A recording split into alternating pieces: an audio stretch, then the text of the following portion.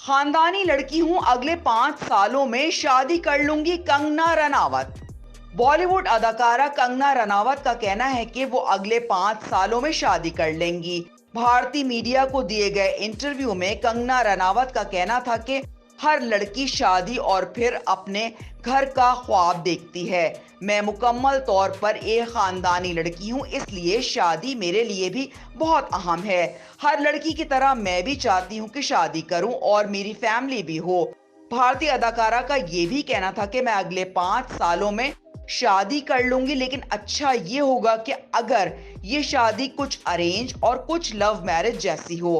अपने माजी के ताल्लुक पर बात करते हुए कंगना रनावत का कहना था कि आपको रिश्तों में हमेशा कामयाबी नहीं मिलती।